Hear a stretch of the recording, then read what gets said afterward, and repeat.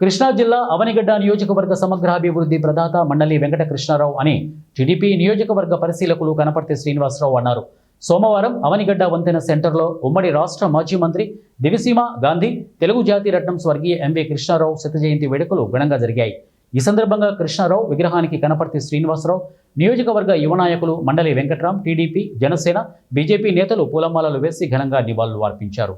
ఈ సందర్భంగా కనపర్తి శ్రీనివాసరావు మాట్లాడుతూ దివిసీమ ప్రగతిలో మండలి కుటుంబం పాత్ర గణనీయమన్నారు. ఎంవి కృష్ణారావు లెగసీని వారి తనయుడు మండలి బుద్ధప్రసాద్ సమర్థవంతంగా కొనసాగిస్తూ నియోజకవర్గం అభివృద్ధి చేస్తున్నారని అన్నారు. మండలి కుటుంబంలో 3వ తరం వారసునిగా మండల వెంకట్రాం తాత స్ఫూర్తిని, తండ్రి భావాలను కొనసాగిస్తూ ప్రజల అభిమానం చూరగొంటున్నారని కనపర్తి తెలిపారు. మండలి వెంకట్రాం మాట్లాడుతూ తన తాతయ్య ఎంవి కృష్ణారావు శత జయంతి వేడుకలు ఏడాది పాటు నిర్వహిస్తామని తెలిపారు.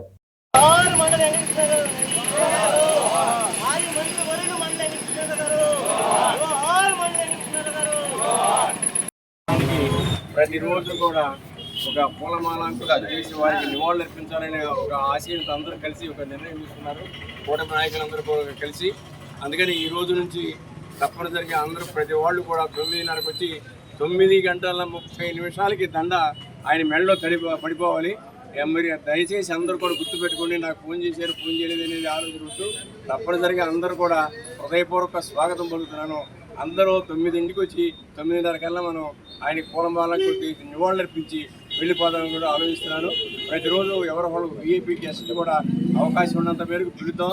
ఈరోజు అనుకోని అతిథి, కావాల్సిన అతిథి మన నియోజకవర్గాన్ని ఇన్ఛార్జ్ అయినటువంటి కనపర్తి శ్రీనివాసరావు గారు చేతుల మీదుగా మండలి వెంకటకృష్ణారావు గారికి రాజాబాబు చేతుల మీదుగా పూలమాలంకృతలు చేసి వారికి నివాళులు అర్పించవలసిందిగా ప్రార్థిస్తున్నారు.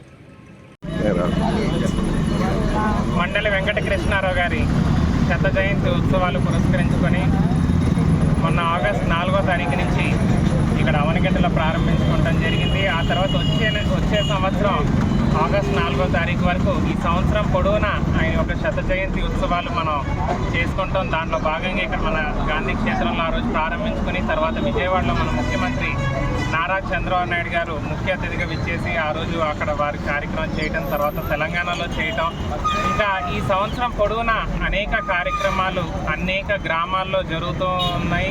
అయితే ఈ రోజున అవనిగడ్డలో ఇవాళ నుంచి ప్రతిరోజు కూడా వారికి పూల